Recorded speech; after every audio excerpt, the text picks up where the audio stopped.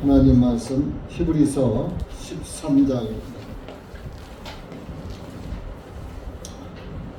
히브리서 13장 1절에서 17절까지 읽겠습니다. 신약 338페이지입니다.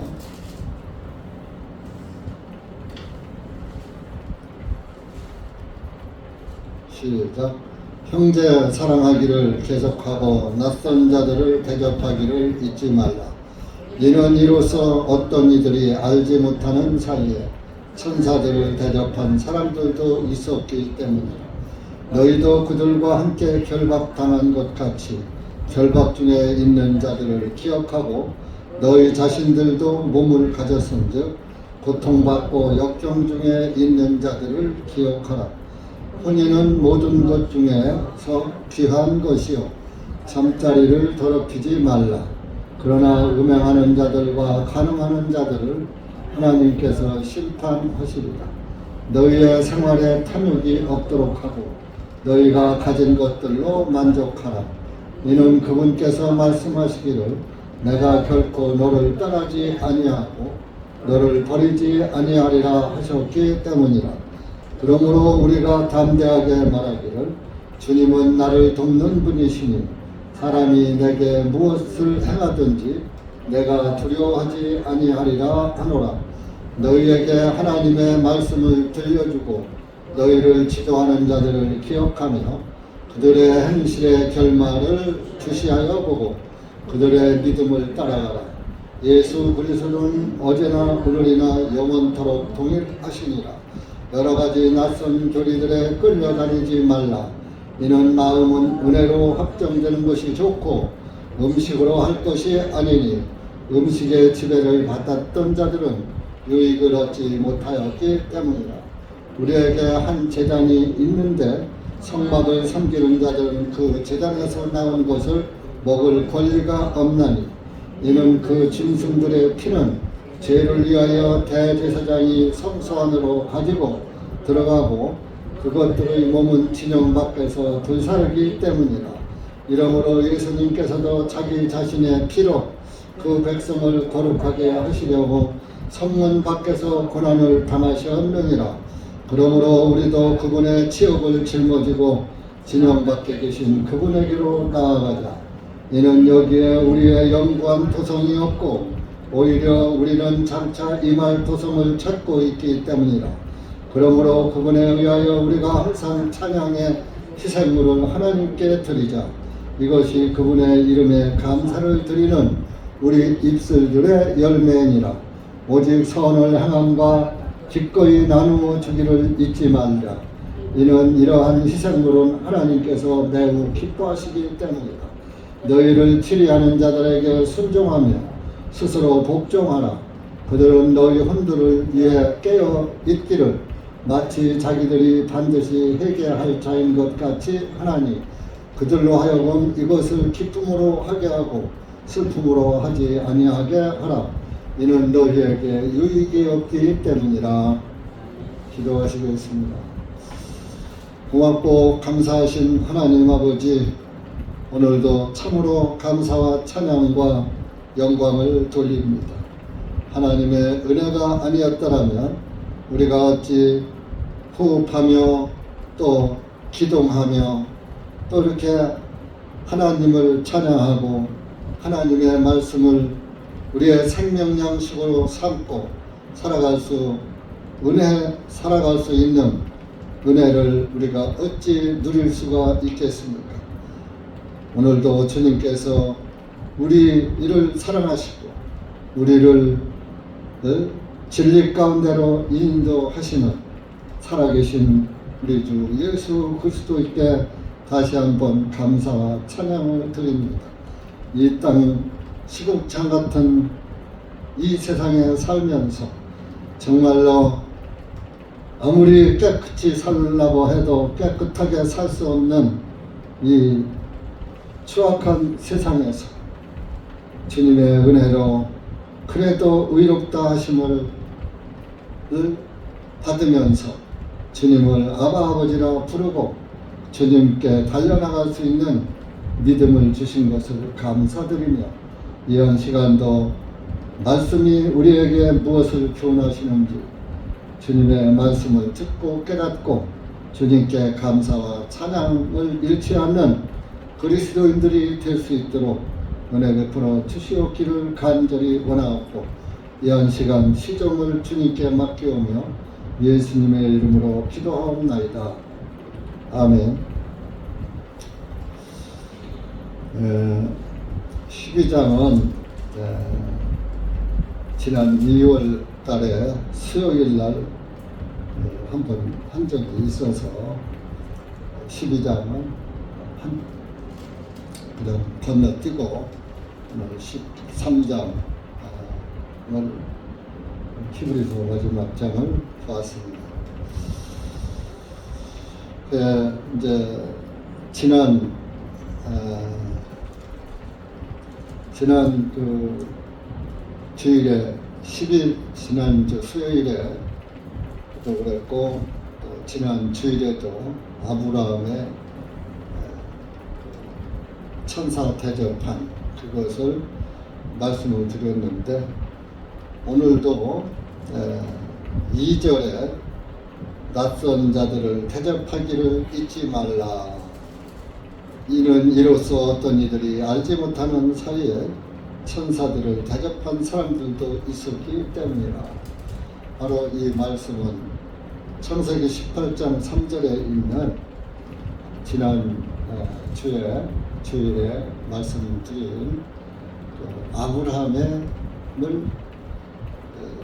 모델로 삼아서 사도 바울이 말씀을 하신 것입니다. 아브라함이 세 천사를 대접하는데 그 세 천사가 성부와 성자와 성령의 모형이라고 했잖아요. 그러니까 그 세 천사인 줄도 모르고 세 사람을 대접하는데 그 중에 예수님이 계셨다 이겁니다. 그래서 우리는 꼭 믿는 자만 사랑할 게 아니라 믿지 않는 자도 사랑하고 또 낯선 자들을 대접하라고 했잖아요. 내가 모르는 사람이라도 대접할 상황이 되면은 내가 난 모르는 사람이라도 선하게 대하다 보면은 그것이 부지중에 나도 알지 못하는 사이에 그분이 바로 천사였었다는 것을 알게 된다. 어떤 때 우리가 예수 그리스도의 구원의 복음을 들고 참 전도를 하려고 입을 열어보죠. 목사라고 밝히지도 않고 또 내 신분을 밝히지 않고 하나님의 말씀을 전해 주어도 그것을 거절하는 불쌍한 영혼들이 있고 어떤 사람들은 잘 듣기도 하고 듣기는 하지만 또 믿지는 않고 또 사실 최근에도 있었지만 우리 모임에 왔다가 또 소리 지르는 자기 만족을 채우기 위해서 자기 하나님의 말씀을 따라가지 않고 자기 생각을 따르고 자기 혼의 만족을 육신의 만족을 채우기 위해서 가는 그런 경우도 우리가 봤지 않습니까? 정말 천국문 앞에 왔다가 문지방을 넘었다가 다시 그 집을 나와서 피 없는 집으로 애굽으로 돌아가는 그런 안타까운 일도 있었잖아요. 그래서 이렇게 우리가 정말로 그 하나님의 은혜를 받는 것도 정말 큰 복인 것입니다. 여러분들이 이 자리에 오신 것도 이 세상에 태어나서 받은 복 중에 최고로 큰 복인 것입니다. 그래서 이렇게 히브리서에도 마지막 장에 낯선 자 대접하기를 잊지 말라. 그래서 또 그것은 창세기 18장의 아브라함의 이야기도 말씀이기도 하지만 창세기 19장에 롯도 소돔 성문에 걸터 앉아서 그 소돔 성의 그 타락한 모습을 보면서 한탄을 하고 앉아 있을 때 두 사람이 두 사람을 지나가는 나그네를 대접했는데 그것이 천사였고 그분이 하나님이었다. 그래서 소돔과 고모라 멸망할 때 롯이 멸망당하지 않고 그 천사의 인도함을 따라서 또 멸망하지 않고 아내는 잃었지만 두 딸을 살렸죠. 정말 이 아내를 잃었다는 것도 슬픈 일입니다.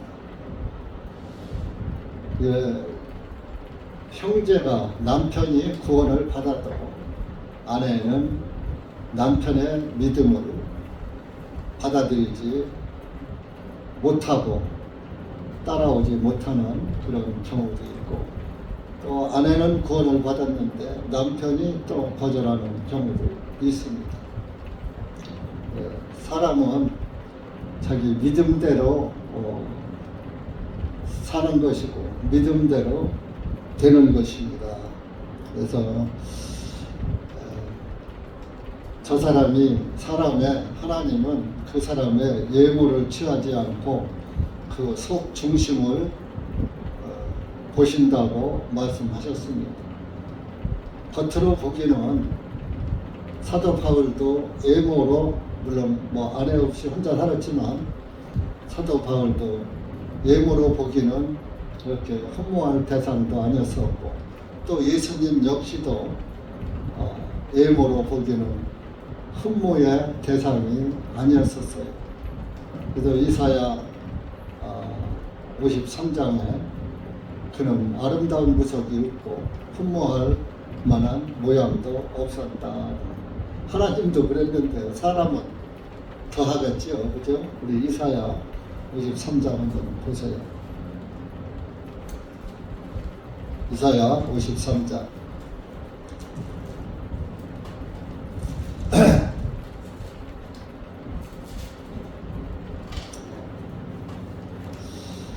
2절 3절 시작. 이는 그가 주 앞에서 연한 초목과 같고 마른 땅에서 나온 한 뿌리같이 자랄 것이고 그는 모양도 없고 우아함도 없으니 우리가 보기에 그를 흠모할 만한 아름다움이 없도다. 그는 사람들에게서 멸시를 받고 거절되었으며 슬픔의 사람이요 질고에 익숙한 사람이다. 우리가 우리의 얼굴을 그에게서 숨긴 것 같이 그는 멸시를 받았고 우리도 그를 귀하게 여기지 아니하였도다. 그가 예수님을 가리키는 거예요.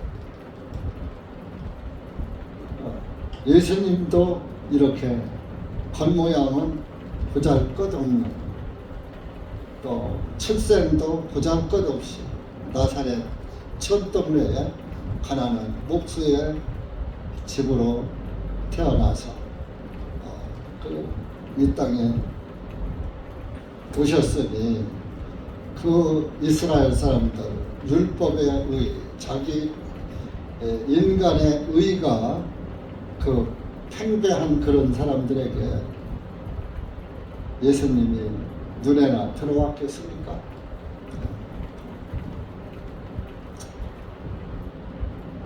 그래서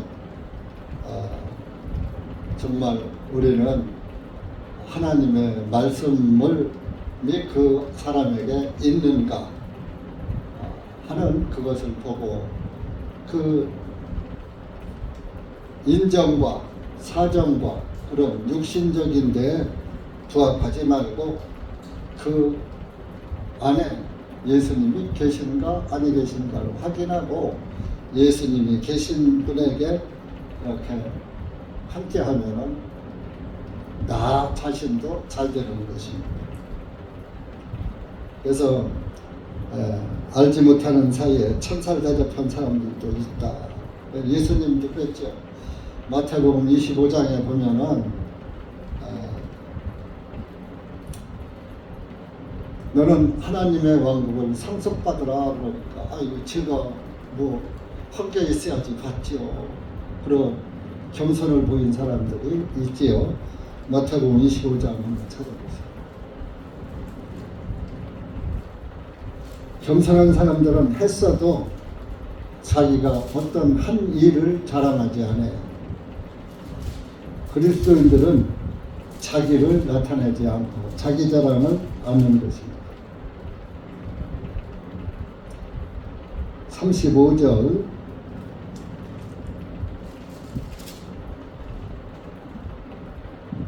더 37절까지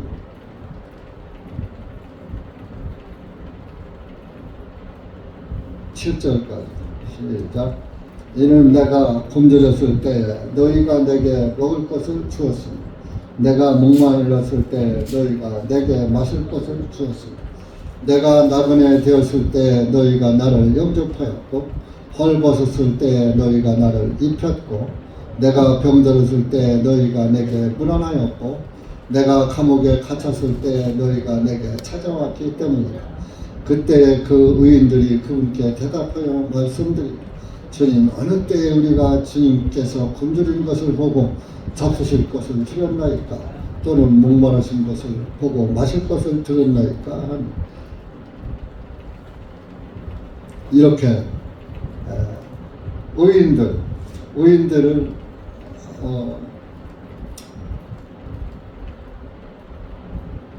자기의 자랑을 하지 않습니다.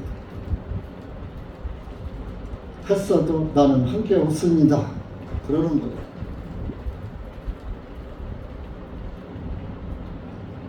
그래서 40절, 그 밑에 40절 가서 보면 왕이 그러죠.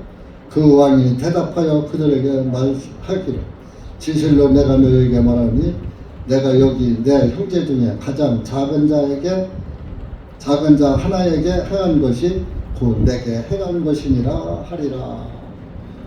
그러니까 꼭 하나님을 대접하는 것이 그분을 만나서 그분을 대접하는 것만 하나님 대접하는 것이 아니라 가난하고 약하고 보잘것없는 사람 하나 돌봐준 것이 곧 하나님께 대접한 것이다. 그런 말씀인 것입니다. 그때 반대로 옆편에 있는 자들은 너희들은 내가 목마르실 때 물도 안 줬고 배고플 때 먹을 것도 안 줬고 헐벗었을 때 입을 것도 안 줬다니까 우리가 언제 주님을 만나보기나 했나요? 내가 언제 그랬습니까? 그랬지. 그러니까 여기서 또 마찬가지.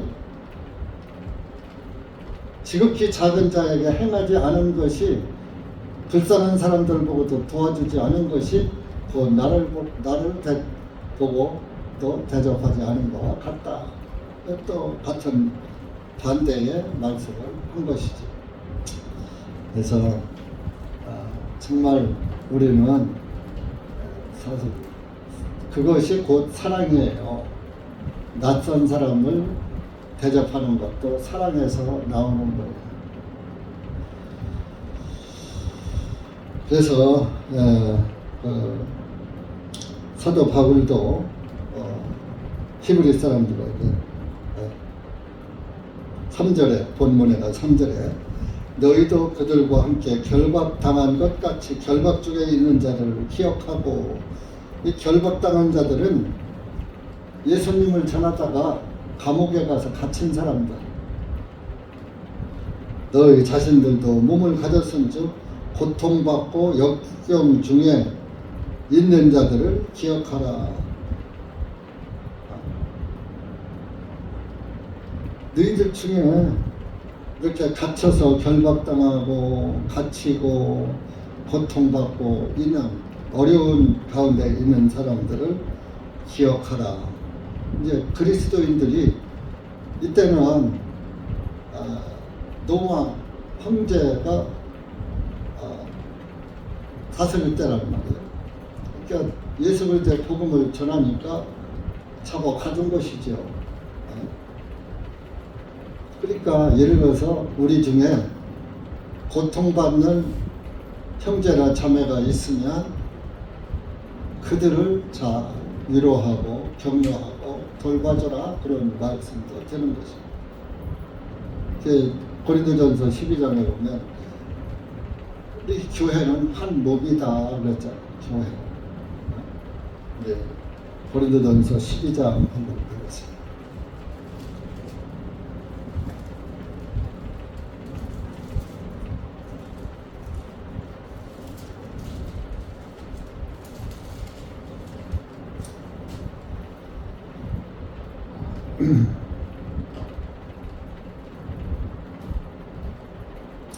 (25절부터) 27절까지 시작. 그 몸 안에 분열이 없게 하시고 오직 그 지체들이 서로 같이 돌보게 하려 하심이니라. 만일 한 지체가 고통을 받으면 모든 지체들이 함께 고통을 받고, 만일 한 지체가 영예를 얻으면 모든 지체들이 함께 기뻐하느니라. 이제 너희는 그리스도의 몸이요 개별적으로 그 지체들이니라. 그러니까 구원받은 교회는 한 몸이다.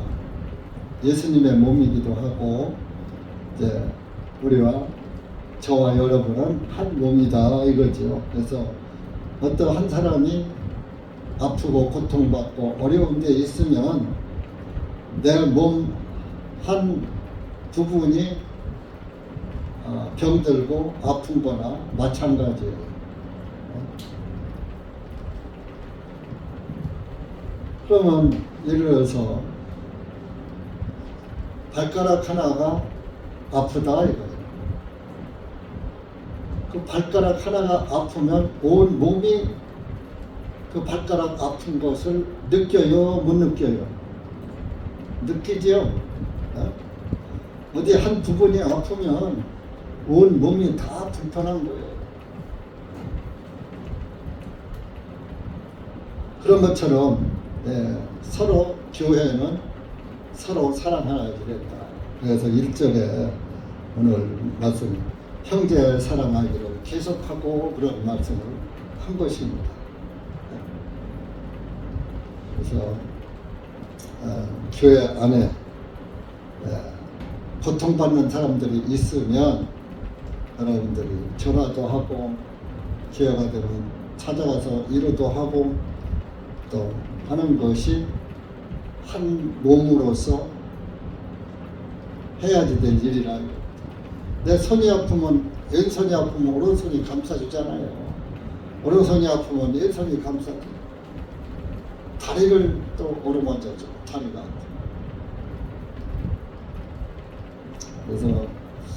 그래서 교회는 사랑이라, 하나님은 또 사랑이시다.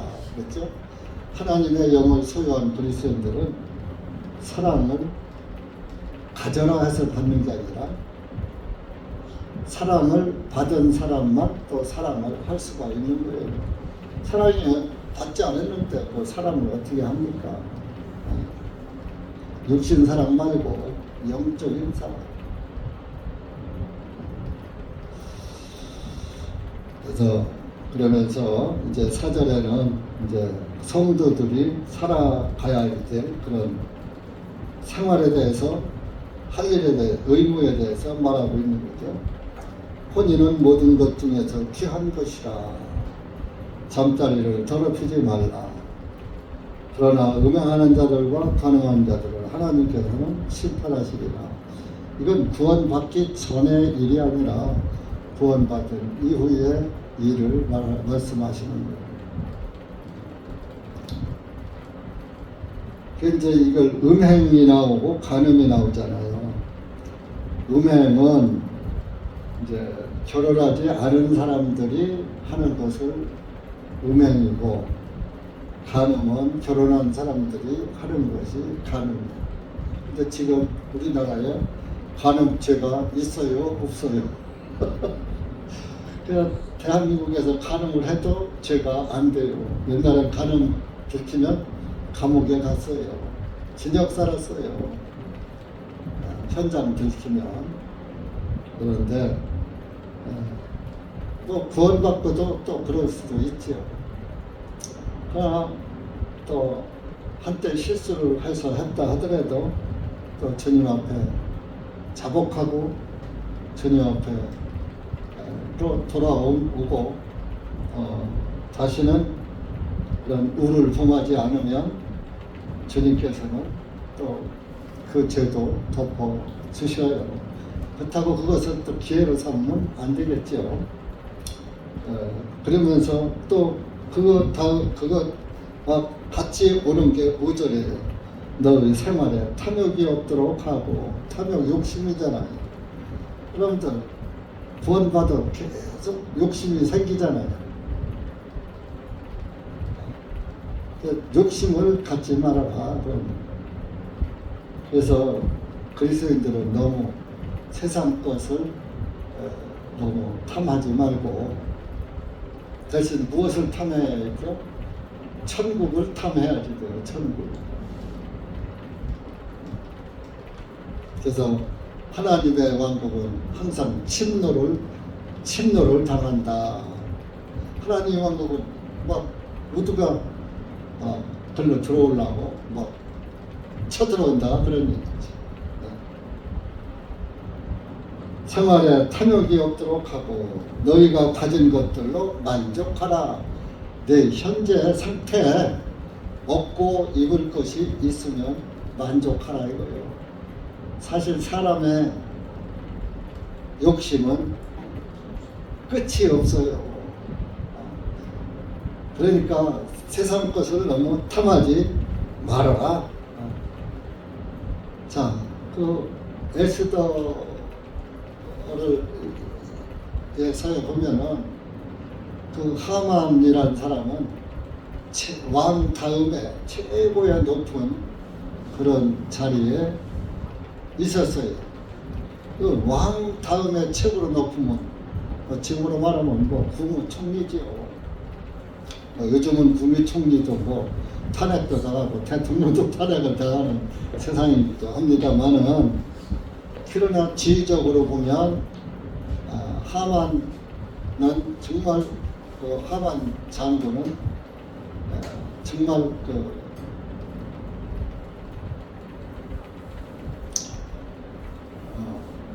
높은 자리에 있었지만은 만족하지 못했어요. 왕의 청회를 그렇게 받았는데도 만족하지 못하고 유대인들을 말살 정책 쓰다가 유대인들을 전부 죽이려고 나무에 달아 죽이려고 했던 그 나무에 자기가 매달려 죽는 50규빗 되는 25m 높이에 달려서 죽는 그런 어리석음을 범했죠. 그리고 이스라엘 왕 아합 왕은 자기가 이스라엘의 왕이면서도 만족하지 못하고 하나님의 은혜로 이스라엘의 왕이 됐으면 정말 만족해야지 되잖아요. 그런데 왜 하나님의 백성들을 다 잡아 죽이냐고. 여자에게 홀려서 이세벨한테 홀려가지고 참 그게 다 사탄은 계속 유혹을 멈추지 않는 거예요. 여러분들도 저도 항상 사탄이 틈만 보면은 넘어뜨리려고 호시탐탐 들이는 거예요. 그래서 우는 사자와 같이 마귀는 삼킬 자를 찾는다 그랬잖아요. 그러니까 우리가 정신 바짝 차려야 해요, 마음 놓고 살아야 해요. 정신 바짝 차려야 돼요. 구원받았다고 마음 푹 놓고서 그냥 안일하게 살다가 어느새 마귀가 와서 나 잡아먹는지 몰라요. 그래서 오는 사자와 같이 두루 삼킬 자를 찾으니까 너희들은 뭘 해? 갑옷을 입고 항상 긴장된 상태에서 전투 준비를 하고 싸우라. 그런 말씀이죠. 우리 에베소서 한번 가볼까요?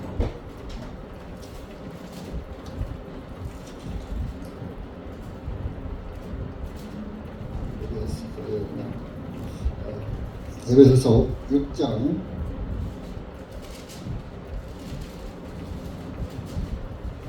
10절에서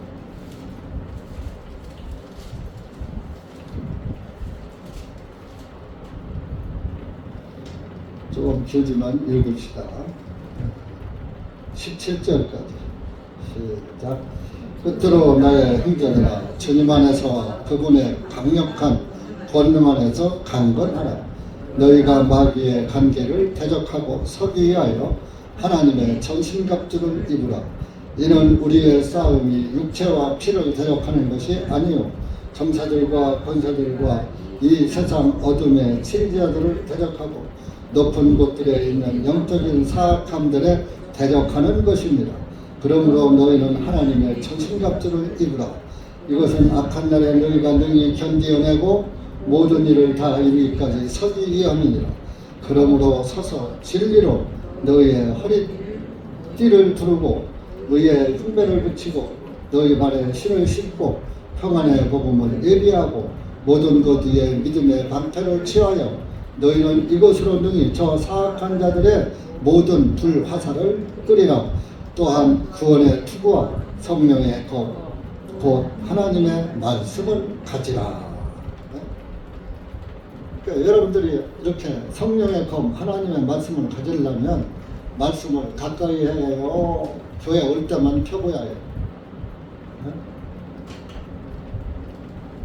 이 말씀 다 아는 말씀이에요. 말씀은 아는 게 중요한 게 아니라 그 말씀 안에서 사는 게 중요한 겁니다. 말씀 안에서 사는 것이 곧 믿음 안에서 사는 것이에요. 행위와 믿음은 둘이 아니고 하나예요. 하나. 손은 하나인데 손바닥하고 손등하고 닿죠? 그렇다고 손등을 버릴 수도 없고 손바닥도 버릴 수가 없어요. 둘이 다 있어야지 돼요. 믿음과 삶, 믿음과 행위는 같이 붙어 다니는 거예요.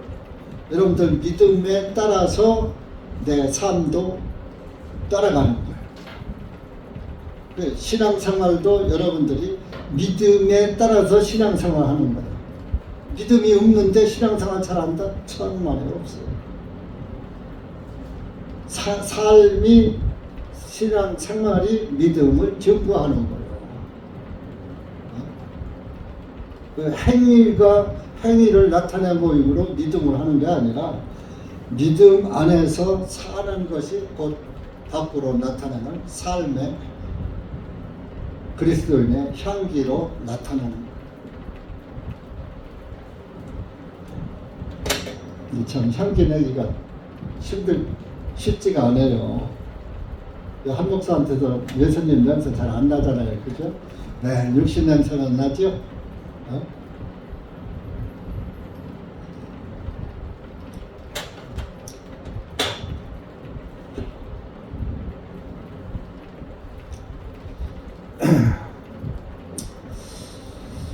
그래서 이렇게 사람은 우리가 구원을 받으면 구원 안에서 만족해야지 되는 거예요.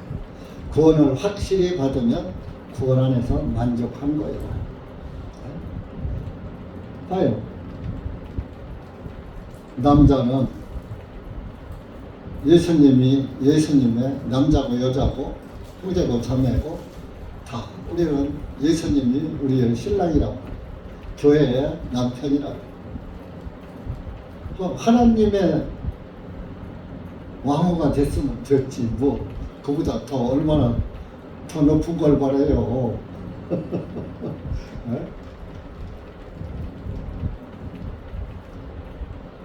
만족하지 못하면, 자, 아담도 에덴 동산에서 손만 내밀면 먹을 것이 천지.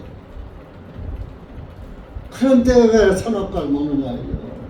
에덴 동산에 만족하지 못했던 거야, 뭔가. 그 선악과 먹었다가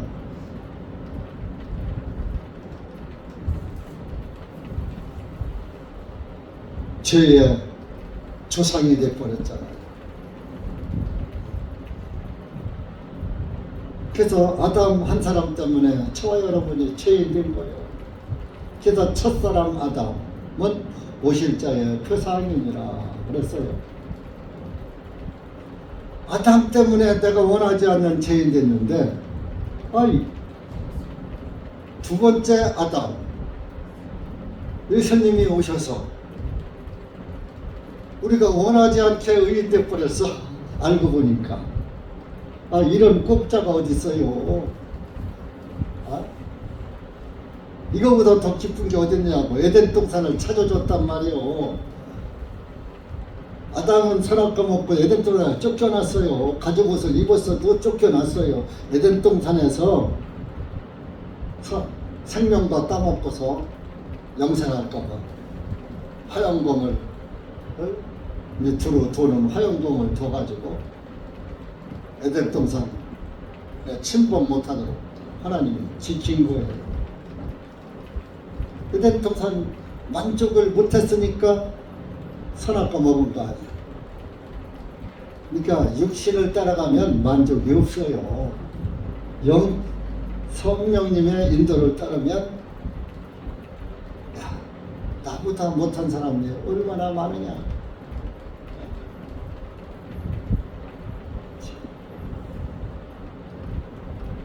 이제 요즘 같은 때는 이 아주 문화 시대 아니에요, 문화 시대. 요즘은요, 그 사람이 차를 타고 다니는 건 봐도, 아이, 저 사람 하여튼 먹고 살고 괜찮은가 봐. 국산차 타고 다니는 사람하고 벤츠나 예제차 타는 사람하고 딱 가면 비교가 돼버려요. 사람을 보지 않고 차 보고서 하는 경우도 많아요. 저 같은 경우는 이제 그랜저잖아요. 그랜저를 타니까, 그랜저를 못 탈 때는 그랜저만 타도 만족하겠다 했는데, 그랜저 타보니까 벤츠 옆에 가니까 차도 아니요 이건.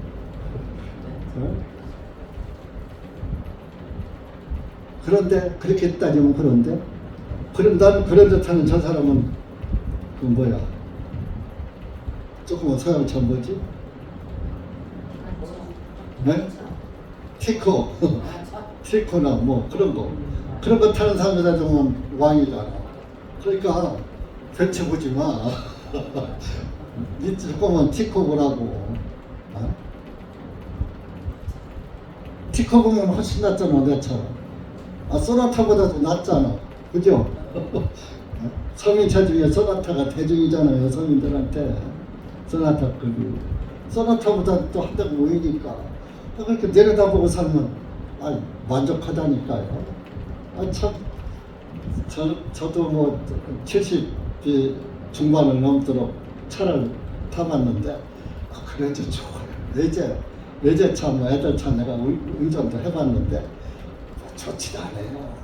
핸들도 뻑뻑하고 무겁기만 하고, 무게감은 있고 안정감은 좀 있긴 한데, 그래도 뭐 기름값 조금 들고, 휘발유값 얼마나 비싸요 요즘. 더군다나 좋은 고급차는 휘발유도 고급 휘발유는 아닌데, 그냥 줘도 못한다니까. 부품 하나 고장나면 몇백만 원씩 들어가. 금방 고치지도 못하고. 현대차 같은 건 그냥 고장나면 가면 책방 그 자리에서 고쳐주잖아. 블루핸즈 가면 얼마나 좋아. 그냥 만족하고 살자고요. 예? 하나 비유예요, 비유. 근데 사람들은, 일반 세상 사람들은 그렇게 보질 않는 거예요. 그러나 하나님은 그 사람의 속 중심을 보십니다. 내 마음이 어디에 무엇으로 만족을 삼느냐, 그 사람의 속 중심을 보시고 계시는 거예요. 그러니까 여러분들도 나의 만족은 무엇인가?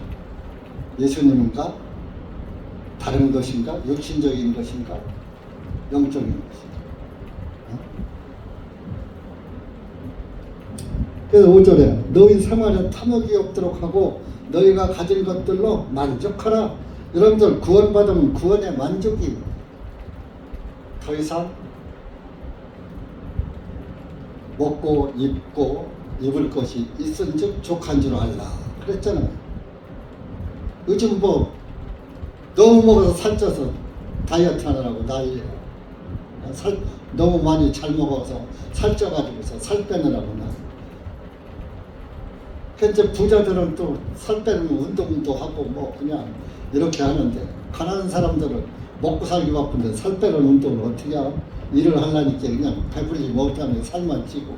살찐 사람들은 가난한 사람이고 날씬한 사람들은 그래도 먹고 살만한 사람들이에요. 그죠? 다른 그런 건 아니지만 대충 그렇다 이거죠. 진짜예요. 저 먹고 살면 자기 몸 쫙 가꾸잖아요. 헬스 다니고 PT 다니고 뭐 해가지고.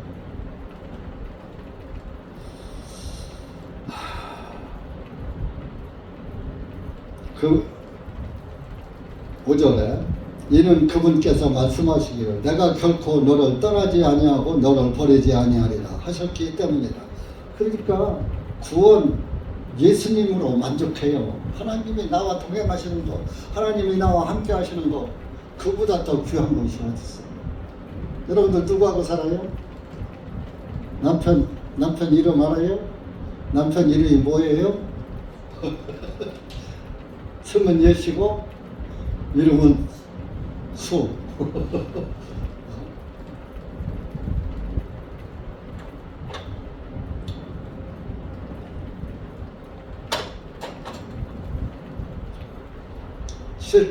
실절 보세요. 6절.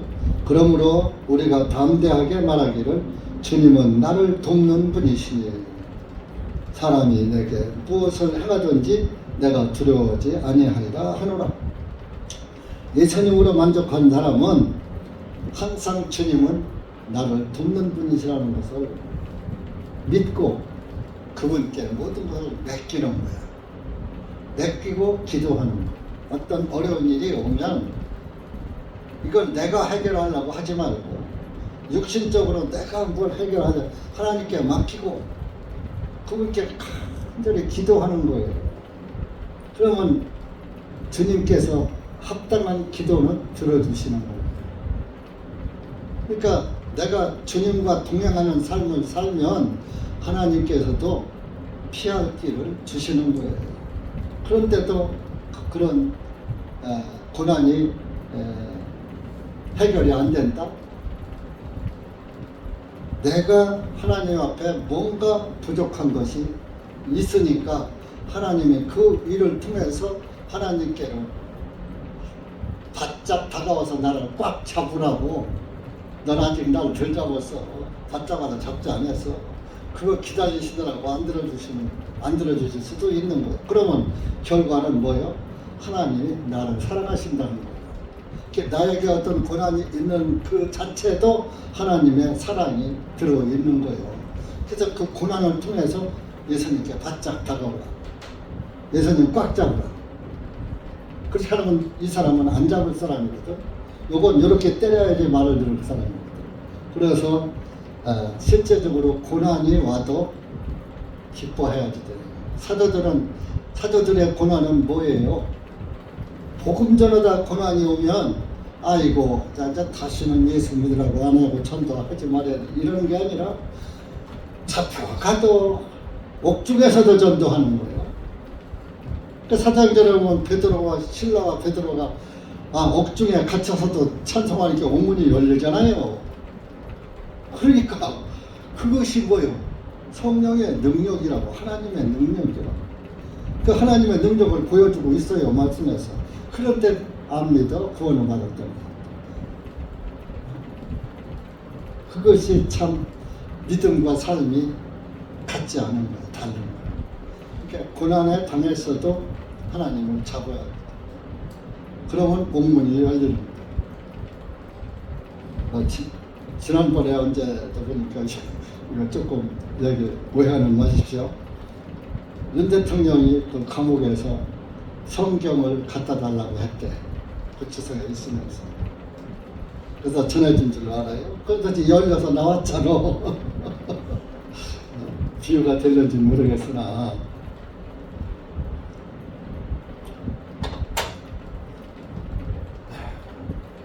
그래서 우리가 이렇게 항상 좋든지 나쁘든지 항상 주님을 붙잡고 살아야 돼요. 7절에 보면 너희에게 하나님의 말씀을 들려주고 너희를 지도하는 자들을 기억하며 그들의 행실의 결말을 주시하여 보고 그들의 믿음을 따라가라. 그러니까 이거 이제 인도자들을, 전도자들을 말하는 거예요. 너희한테 하나님 말씀을 들려주고 너희들을 어떻게 지도가 인도하는 거예요. 신앙의 길을 인도하는 것을 하는 사람들을 기억하며 그들의 행실의 결말을 주시하여 보고 그 사람들을 잘 이렇게 살펴보라 이거예요. 했더니 그들은 믿음 안에서 잘 가고 있더라 이거. 그러면 그 사람을 따라가라 이거예요. 하나님의 말씀은 맞게 하는데 삶이 삼천포로 빠져. 그런 데 따라가면 안 돼요. 여러분들이 교회에 왔다 하더라도 형제 자매라 하더라도 형제 자매 하면서 믿음의 사람을 따라가야지. 믿음과 삶이 같은 사람을 따라가야지. 믿음 따로 삶 따로. 믿음은 이렇게 말하는데 생활은 저렇게 말한다. 육신적으로 간다 이거죠. 그건 따라가면 안 되는 거예요. 그러면 나도 그 사람과 같이 되는 거예요. 그러니까 여기에서 주시하여 보고 잘 살펴보라 이거예요. 그리고 그들의 믿음을 따라가라. 주시하여 보고 믿음과 삶이 같으면은 마음 놓고 그 사람을 따라가도 돼요. 근데 믿음과 삶이 다른데 거기 따라가면 나도 망하는 거예요. 그래서 교회 안에서도요, 교제의 대상을 잘 선택해야지 돼요. 목사는 대놓고 자매, 그 자매하고는 교제하지 마, 이 자매하고만 교제해, 이렇게 대놓고 말을 못해요. 왜? 믿음이 연약한 자도 성장하기를 기다려주는 것이 교회 목회자고 그렇단 말이에요. 그러니까 이 사람을 이쪽으로 다른 사람을 비판하면서 목회자가 이 사람을 추천해주면 돼요, 안 돼요? 안 되잖아. 그러니까 둘 다 하나님이 사랑하시는 분인데, 그러니까 목회자는 그 한 영혼이 선한 길로 가기를 기도할 뿐이지 그거를 딱 나타나게 분별해 주기는 좀 곤란하다 이거죠. 그렇게 본인이 잘 살펴보고 따라가야 돼. 근데 우리 교회는 사람이 많지 않아서 따라갈 사람도 많지 않아요. 한둘은 있어요.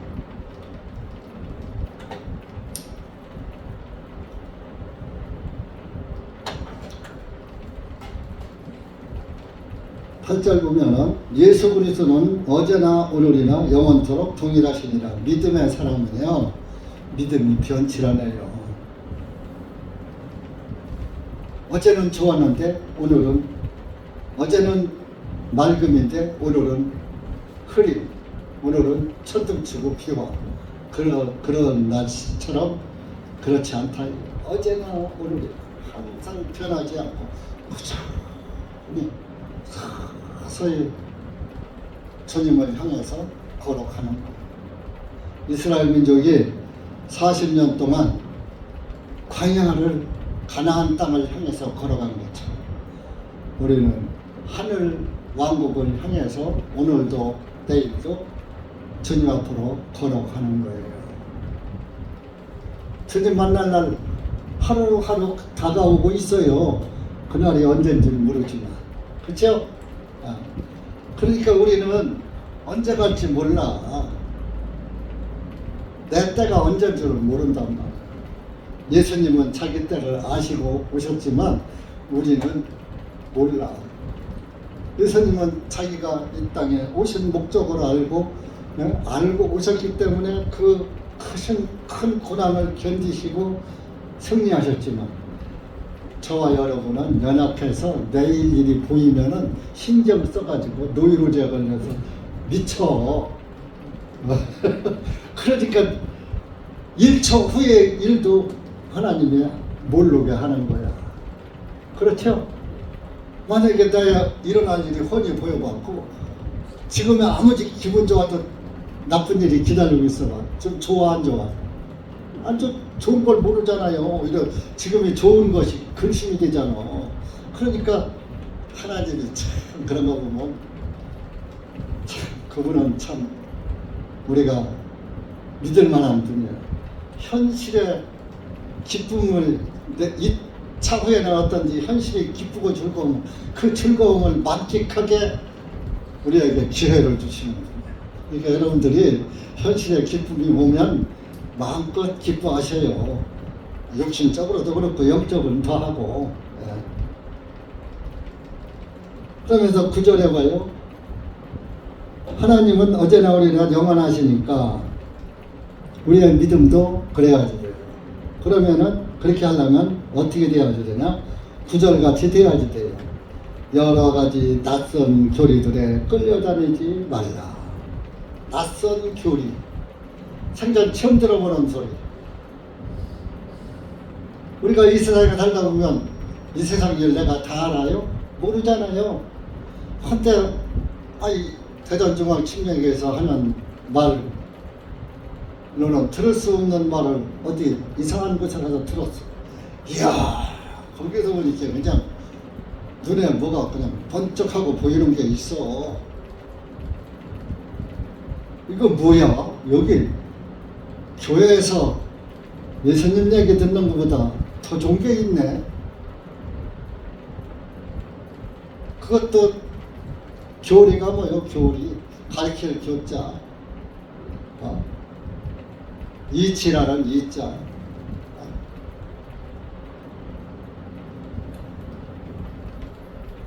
낯선 교훈인, 교리나 낯선 교훈인 것.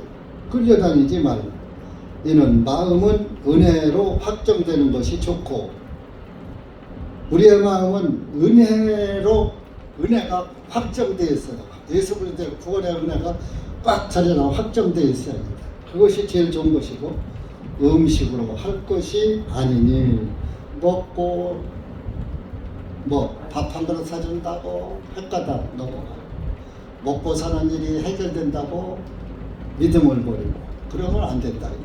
먹고 사는 문제로 은혜를 좀 먹게 하면 안 된다. 음식의 지배를 받았던 자들은 유익을 얻지 못하였기 때문이라. 음식은 꼭 먹는 것만 아니라 이 세상 일을 말하는 거예요. 부자가 된다. 잘 살게 된다. 그럼 세상 탐욕을 말하는 거예요. 그래서 우리 그리스도인들은 항상 예수 그리스도 은혜 안에서 그 확실한 믿음을 안에서 사는 것이 가장 좋은 것이지 먹고 사는 일에 끌려다니지 말라. 그러면서 여기서 이제 10절에 우리에게 한 제단이 있는데 성막을 섬기는 자들은 그 제단에서 나온 것을 먹을 권리가 없나. 이제 제단은 이제 오늘날 이제 예수 그리스도의 그 제단을 말하는 거예요. 희생 제단, 이제 율법 제단이 있고 신약 시대에는 이제 예수 그리스도의 피 흘림의 제단이 있는데 그것은 이제 성막을 섬기는 자들은 제사장들은 그 제단에서 나오는 것을 먹을 권리가 없다. 이는 그 짐승들의 피는 죄를 위하여 대제사장이 성소 안으로 가지고 들어가고 그것들의 몸은 진영 밖에서 불사르기 때문이라. 이것은 속죄제에 관해서 말하는 거예요.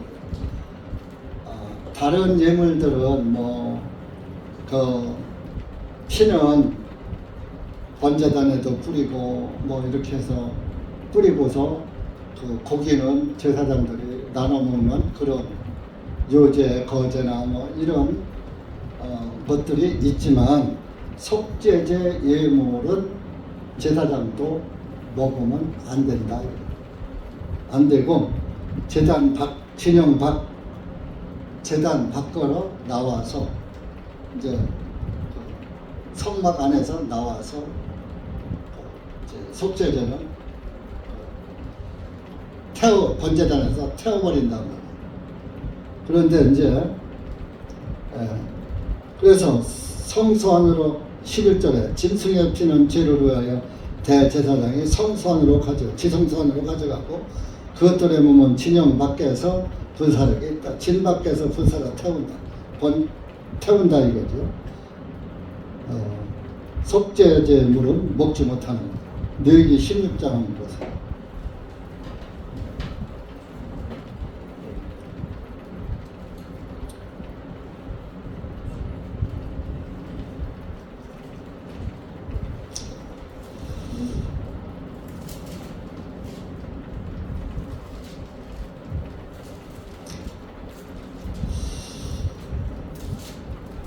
(16장) 24절부터 읽읍시다. 시작. 그는 거룩한 곳에서 물로 자기 몸을 씻고 자기 의복을 입고 나와서 자기 번제 예물과 백성의 번제 예물을 드리고 자기 자신과 백성을 위하여 속죄하고 그 속죄제 예물의 기름을 제단 위에서 부사를 지내라. 그 염소를 속죄 염소로 보내는 자가 옷들을 빨고 물로 몸을 씻고 그 후에 진영 안으로 들어올지니라.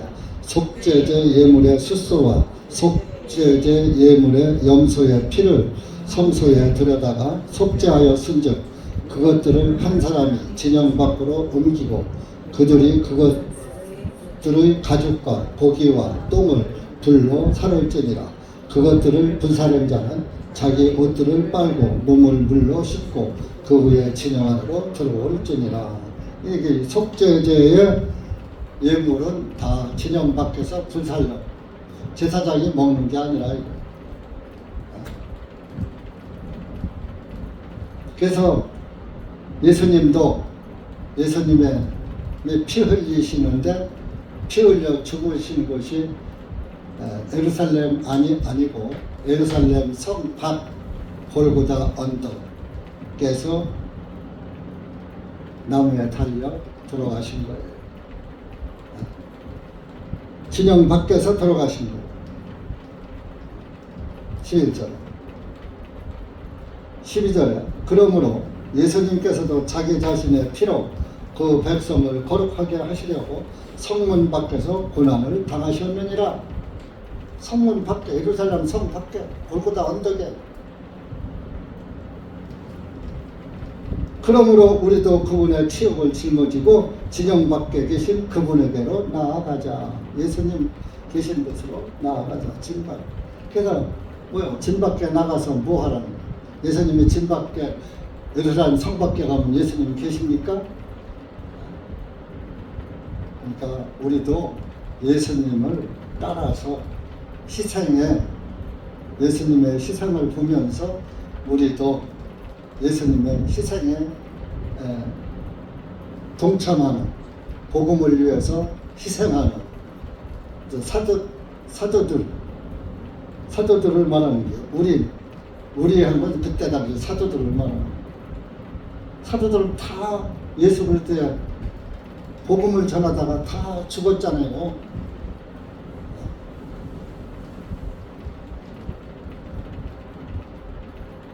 그러므로 13절 그분의 치욕을 짊어지고 진영 밖에 계신 그분의 원하가 예수님의 복음을 전하다가 전부 예수님 때문에 죽음을 당했어요. 14절 이는 여기에는 이 땅에는 우리에게 영구한 보상이 없고 우리가 영원히 오래 살 보상이 없다 이거. 성읍이 이 땅에는 내가 영원히 살 곳이 없고 그런 오히려 우리는 장차 임할 도성을 찾고 있기 때문이다. 장차 임할 도성, 장차 우리가 살 도성. 지금 우리가 저와 여러분도 마찬가지죠. 우리는 이 땅에서 영구히 살아요? 영구히 못 살아요? 못 살아요. 잠깐 나그네처럼 왔다가 가는데 여기서 하나님의 도성을 찾고 하나님의 도성 안으로 들어가는 자는 복이 있는 자예요.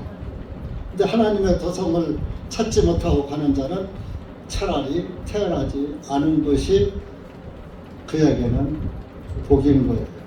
그러면 길함도 없고 화도 없잖아요. 태어나지 않아요. 그냥 없는 상태잖아요. 그러니까 여러분들은 기왕에 우리 복음교회 안에 들어오셨으니 장차 임할 도성, 장차 오실 예수님을 바라보고 그분만 바라보고 갑시다. 다른 것 아무리 눈에 보기 좋고 아름다운 게 있더라도 그거 다 사라지는 것들이에요. 근데 예수님은 영원한 거예요. 우리의 믿음은 영원한 거예요. 여러분들 똑똑하죠? 바보요? 똑똑해요? 여러분들 똑똑하지? 계산할 줄 알잖아요. 아니 영원한 그 나라를 가져야지. 100년도 못 되는 이 땅을 가질래요? 이 세상 가질래요?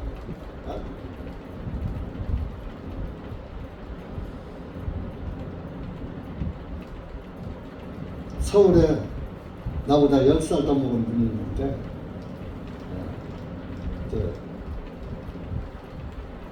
돌림자는 나보다 한 대 높아요. 내가 아저씨 형님이에요. 근데 돈이 무지하게 많아.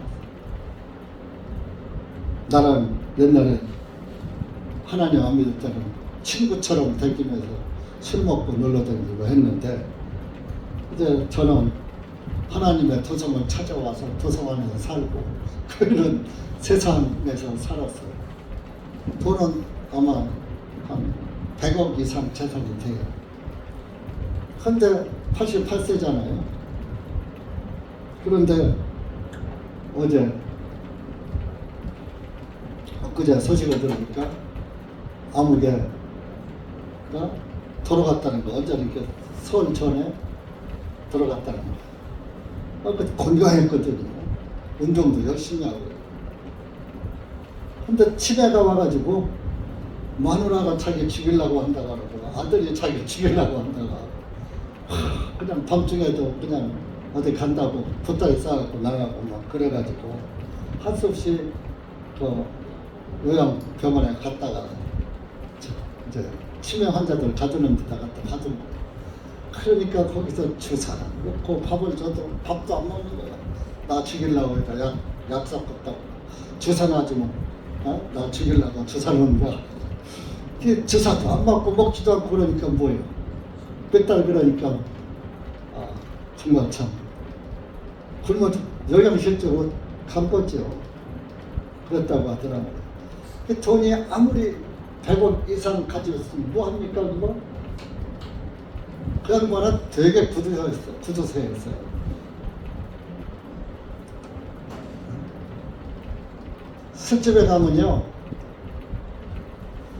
지금은 카드 내는 시대지만 옛날에는 현금으로다가 카드가 없는 시대고 늦게 나와서 돈 내려고 하는 것처럼 주머니에 손 놓고 푸시락푸시락 손을 안 꺼내. 성질 급한 내가 내고 또 성질 급한 또 한 분 있어. 나보다 13살 넘어. 그 양반이 내가 낸다고. 그게 근데 몇 번 그렇게 하니까 이제 자기도 양심이 있는지 그 다음부터는 이제 가서 술값 내는 걸 우리가 가르쳤어. 그 술값을 잘 내게 했었어.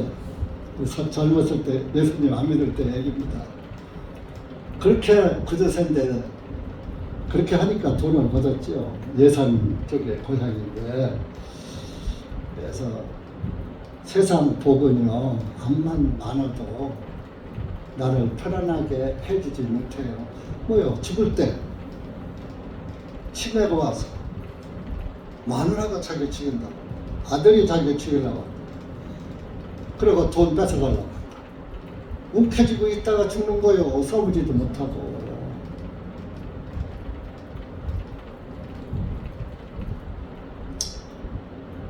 그러니까 우리는 그런 썩어질 것을 찾아서 헤매지 말고 썩지 않으시는, 썩지 않고 다시 살아나신 예수 그리스도를 바라보고 그분을 꽉 붙잡고 그분의 나라를 향해서 가시기 바랍니다.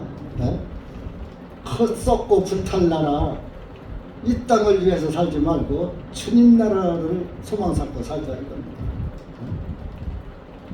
그래서 15절에 뭐요? 그러므로 그분에 의하여 우리가 항상 찬양의 희생물을 하나님께 드리자. 우리가 구원받았다면 항상 찬양의 희생물을 하나님께 드리자. 하나님께 찬양, 예수님 찬양. 왜? 예수님이 나 때문에 희생하셨잖아요.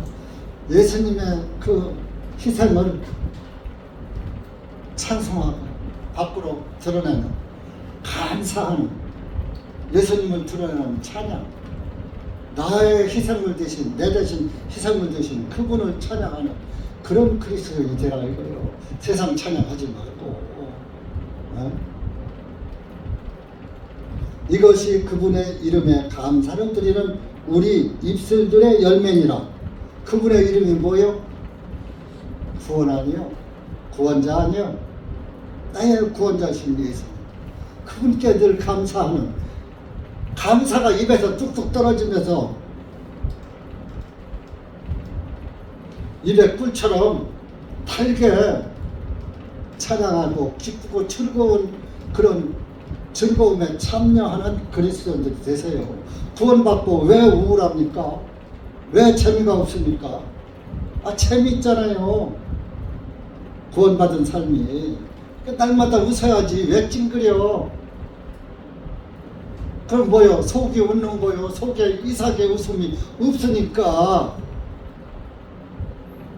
내 양심이 날마다 웃고 하나님 아빠 하고, 하나님 아버지 저 나봐요 나봐요, 저를 보세요 저를 보세요.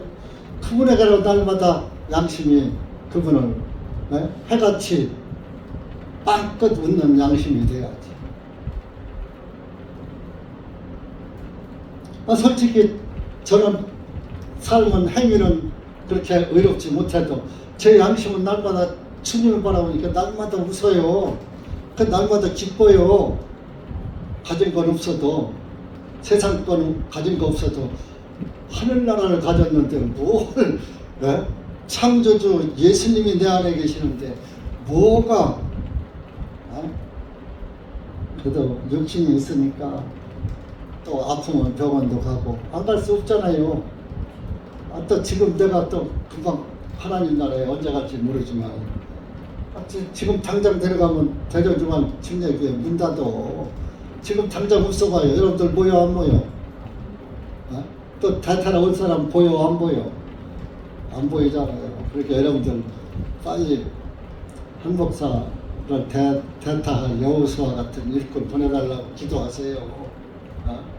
또 여호수아 같이, 모세를 대신할 여호수아 같은 그런 신앙 좋은 사람을 우리 교회에 오도록 여러분들이 기도해야 하나님이 보내주시는 거예요. 한 목사 뭐 하다 못하면 나도 목사 없을 때 그만두고 집안에서 그냥 예수님 믿고 살지. 3년만 살아봐 예수님 안 보여버려. 교회 생활 안 하면 쑥스러워서.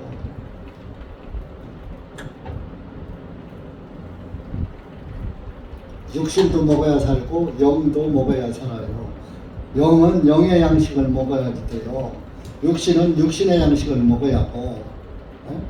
근데 육신의 양식은 그렇게 탐하면서 영의 양식은 왜 탐하지 않느냐고. 16절 보세요. 오직 선을 행함과 기꺼이 나눠주기를 잊지 말자. 이는 이러한 희생물은 하나님께서 매우 기뻐하시기 때문이다. 선을 행하는 것이 선행이 아니라 예수 그리스도를 전하는 삶이 선을 행하는 거예요. 그리고 나눠주기를 잊지 말라. 뭐 육신의 것도 나눠주고 영적인 것을 아끼지 말고 나눠줘. 여러분들이 가진 믿음을 다른 사람에게 나눠주면요, 그게 바닥이 내 것이 글로 가는 게 아니라 하나 나눠주면 두 개가 생겨 이 안에. 네? 그 가난한 과부가 기름 조금하고 밀가루 조금 있는데 그것을 엘리야를 대접했더니 먹고 나니까 또 그만큼 생기고 먹고 나니까 또 그만큼 생기고 그거 마지막 모자가 먹고 살라고 했던 그 밀가루 기름 엘리야를 먼저 대접했다니까요. 그게 가능해요? 육신적으로? 그런데 뭐요? 예수 그리스도가 바로 기름이고 고운 가루예요. 곱게 부서진 예수님, 성령님으로 오신 예수님, 그분을 자꾸 나눠주라고. 그러면 나눠줄수록 내 안에 기름과 가루가 계속 줄지 않고 준 만큼 계속 채이는 거예요. 그러니까 많이 주면 많이 채이고 조금 주면 조금 채요. 그러니까 복음을 많이 전하셔. 그러면 여러분들이 영적 부자가 되는 거예요. 저도 그래요. 상담을 자주 하면 말씀이 잘 나와. 근데 어쩌다 하면 말씀을 기억하는 게 잊어버려. 사람 기억력이 한계가 있잖아. 그렇게 더듬대. 여러분들도 마찬가지라고요. 전도를 자꾸 하면 할수록 지혜가 나고 하나님께서 총명을 주시고 지혜를 주시는 거예요.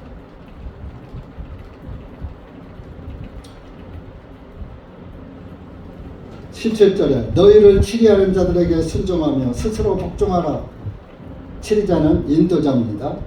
오늘날은 목회자죠. 그때 당시는 사도들이고, 그들은 너희 혼들을 위해 깨어있기를 마치 자기들이 반드시 회개할 자인 것 같이 하나니, 자기들이 반드시 회개한다. 회개가 뭐예요? 회개가 계산하는 거예요. 여러분들, 이 세상에서 내가 뭐 가질 거, 만약에 돈을 받을 게 있어, 줄 게 있어, 정확히 회계해서 줘요? 대충 계산해서 줘요? 네? 정확히 회계 계산해서 줄 거 주고 받을 거 받아내잖아. 그래요, 안 그래요? 여러분들 월급 생활 하든지 뭐 사업을 하든지 내가 찾을 거는 정확하게 가서 다 청구해서 받아오고, 내가 줄 것도 정확하게 또 근거에 의해서 주고, 근거 없는 건 안 주잖아요. 그게 회개예요. 그러니까 하나님의 말씀을 가지고 교회를 인도하고 다스리는 자, 목회자, 요즘은 모든 사람들을 다 그렇게 회개할 때 계산하듯이 그 영혼을 위해서 확실한 복음 전하기를 복음을 전한다, 그런 말씀이에요. 자기들이 반드시 회개할 자인 것 같이 내가 당연히 할 일이야, 당연히 이것은 회개를 해야지 돼 하고, 그들로 하여금 이것을 기쁨으로 하게 하고 슬픔으로 하지 아니하게 하라. 이는 너에게 유익이 없기 때문이다. 목회자가 복음 전하는데 하는 것마다 불평이야. 우리 목사님은 왜 자꾸 그렇게 불평을 하면 목회자가 하려고 하더라도 그 소리가 들리면 할 것도 못해. 하고 싶은 말도 못해. 할 말도 못해. 그러면은 목회가 할 바란 목회가 안 되고 말해도 또 이 말로 상처는 안 받을까. 항상 염려하면서 해야지 되니 기뻐요 슬퍼요. 아휴, 말씀을 아무리 잘 전하면 뭐하나. 엉뚱한 좋은 씨를 뿌렸는데 좋은 씨가 나오는 게 아니라 엉겅퀴가 나오네. 영의 양식을 뿌렸는데 육신의 열매로 대적하네.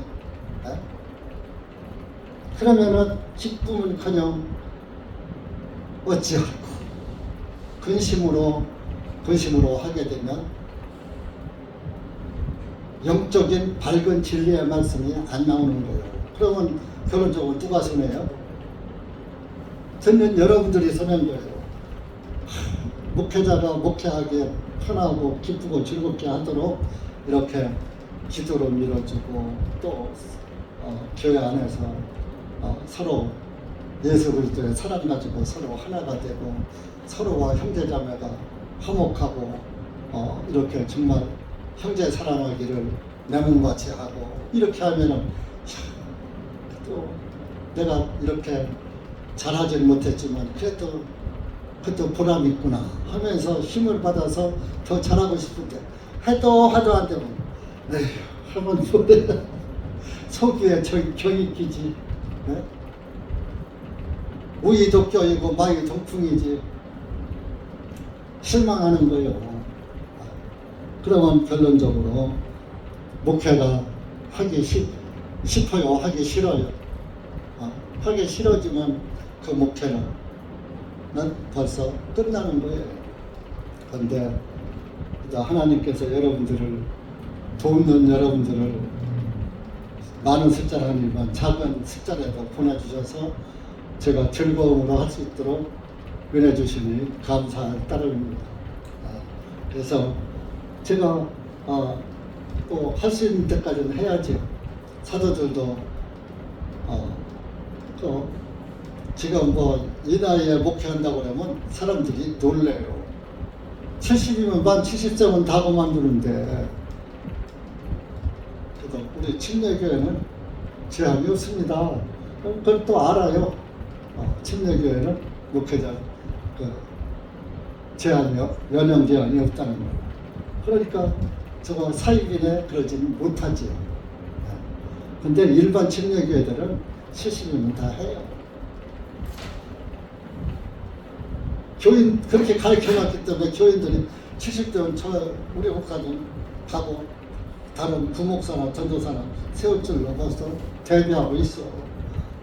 그 사람들도 아이고 우리 목사님 부목사 있으면 아이고 우리 목사님 이제 내년 70이니까 1년 하면 내 차지네 하고 기다리고. 그러니까 안 나갈 수 있어? 나가야지. 근데 우리 교회는 기한이 없다고 그러니까 그래서 안 오나? 기한을 정해놓고 해야 하려나? 그래야지 내 차지지 하고 들어오려나. 하여튼 좌우지간 여러분들을 위해서 기도하시기 바랍니다. 18절 보세요. 우리를 위하여 기도하라. 이는 우리가 모든 일에 정직하게 살고자 하는 선한 양심을 가진 줄로 확신하기 때문이라. 사도들을 위해서 기도하라는 거예요. 그래서 저도 여러분들한테 저를 위해서도 기도하고 제 후임을 위해서도 기도하시라고 말씀드리는 겁니다. 그래야지 하나님의 교회가 명맥을 이어가고 우리 아들, 딸, 손자, 손녀들에게도 복음이 이어질 것이 아닙니까? 내代에서 끝나면은 그 후대 사람들은 어디 가서 생명의 말씀을 온전히 들을 수가 있겠습니까? 그러니까 현실에 만족하시지 마시고 예수 그리스도의 영원한 생명이 전달되도록 기도하시기 바랍니다. 기도합시다. 하나님 아버지 감사합니다. 오늘 히브리서 13장 말씀을 두서없이 둔한 입술로 주님의 말씀을 전했습니다. 하나님 아버지, 그러나 기록된 말씀을 기초로 전한 말씀이오니 듣는 우리 교회 성도님들에게 하나님의 말씀이 유익이 되는, 또 정리가 돼서 깨닫고 감사하면서 예수 그리스도의 참된 복음 안에서 믿음을 잘 지키고 인도함 받을 수 있도록 은혜 베풀어 주시고, 항상 주님의 기뻐하는 우리 대전교회가 될 수 있도록 은혜 베풀어 주시옵소서. 예수님의 이름으로 기도하옵나이다. 아멘.